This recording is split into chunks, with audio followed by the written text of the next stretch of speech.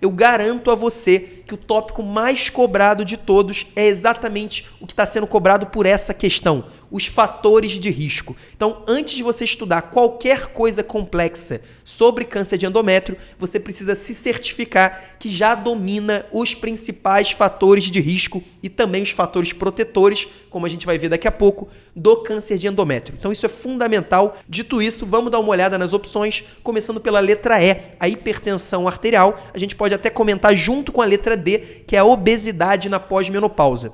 São dois fatores de risco importantes, os dois são fatores de risco para o câncer de endométrio. Então, o câncer de endométrio ele está relacionado à obesidade e a algumas doenças que também têm uma ligação íntima com a obesidade, como a hipertensão arterial, o diabetes mellitus e a síndrome de ovários policísticos. Então, essas doenças todas que têm alguma ligação com a obesidade são sim fatores de risco para o câncer de endométrio, ao contrário do que acontece no câncer de colo de útero, em que elas não aparecem como fatores de risco. E aí um detalhe na letra D, a letra D fala em obesidade na pós-menopausa. A banca da Anhiggs foi bastante cuidadosa, porque existe sim evidência que a obesidade apenas no período pós-menopausa é um fator de risco para o câncer de endométrio. Não se sabe bem a fisiopatologia, o mecanismo disso, mas fato é que após a menopausa, a obesidade é um fator de risco e antes da menopausa ela não é. Inclusive, existe uma polêmica se ela é ou não um fator protetor. Então é importantíssimo esse CCQ, esse conceito. Eu, sinceramente, não lembro dele ter sido cobrado em prova, mas, de qualquer jeito, fique atento, porque se cair obesidade na pré-menopausa, ela não é um fator de risco para o câncer de endométrio. Se for após, aí sim. Vamos para a letra C, o uso do tamoxifeno. O tamoxifeno é um modulador dos receptores de estrogênio.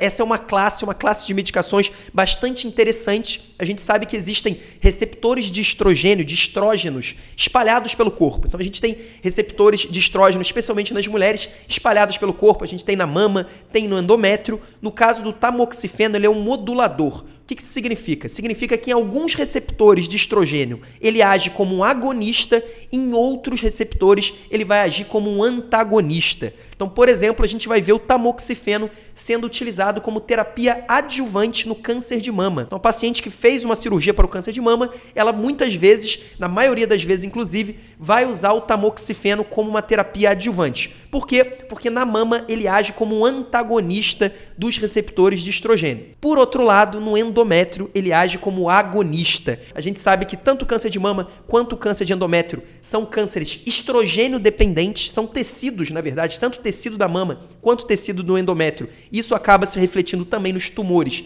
São tecidos estrogênio dependentes e como o tamoxifeno ele age como um agonista de estrogênio no endométrio, ele é um importantíssimo fator de risco para o câncer de endométrio. Inclusive, é o grande fator de risco que pode cair até essa informação numa questão sobre câncer de mama. Paciente que fez uso de tamoxifeno começa a ter sangramentos vaginais intermitentes. O nosso grande sinal de alerta é para a possibilidade do câncer de endométrio. Então, o tamoxifeno também é um fator de risco importante. Agora, indo para a letra B, que talvez seja o mais importante, pelo menos para as provas de residência, que é a anovulação crônica. Na verdade, o grande fator de risco para o câncer de endométrio é quando a gente tem um excesso de estímulo de estrogênio sem a oposição da progesterona. Então, quando a gente tem muito estrogênio sem a oposição da progesterona, esse que é o grande risco para o desenvolvimento de uma neoplasia endometrial. Por que a anovulação crônica?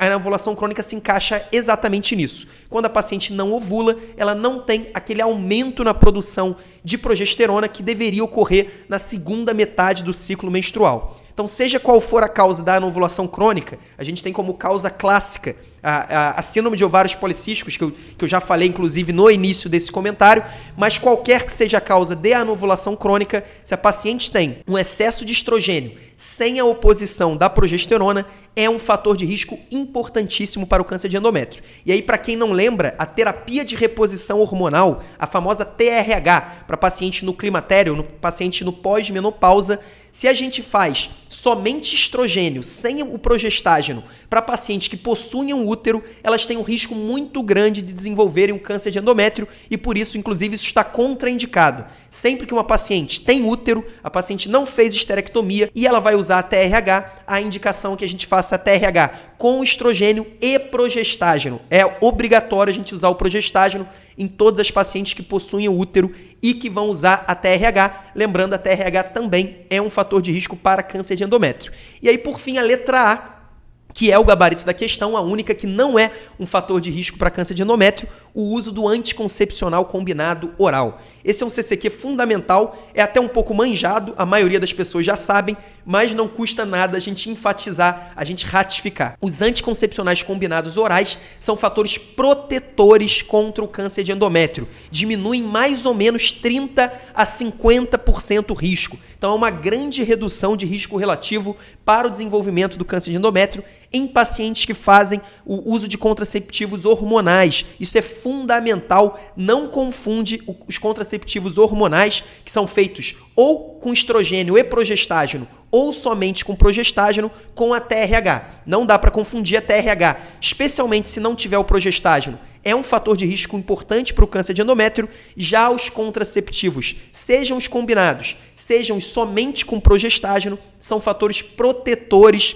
contra o câncer de endométrio. E aí, só para não deixar de falar de outro fator protetor, esse é um pouco mais polêmico, mas também é citado como fator protetor, exatamente o tabagismo. O tabagismo, que é a principal causa de morte evitável do mundo, então é fator de risco para diversas doenças importantíssimas. No caso específico do câncer de endométrio, o tabagismo não é um fator de risco e muitos o consideram como um fator protetor. Isso é muito importante. Se a gente for comparar com o câncer de colo uterino, aí sim o tabagismo é um fator de risco. Então anote isso. Esses são os tipos de pegadinhas que as bancas adoram cobrar. Eu tenho certeza que isso vai cair. Já deve ter caído esse ano, inclusive. Agora não vou lembrar em qual instituição, mas eu tenho certeza que isso é um CCQ que é cobrado todos os anos. Os fatores de risco e os fatores protetores do câncer de endométrio. Se você não lembra, dá uma revisada depois, dá uma segunda, assiste de novo esse comentário para você realmente dominar, para você consolidar esses conceitos que são fundamentais e que certamente vão voltar a ser cobrados em prova de residência médica.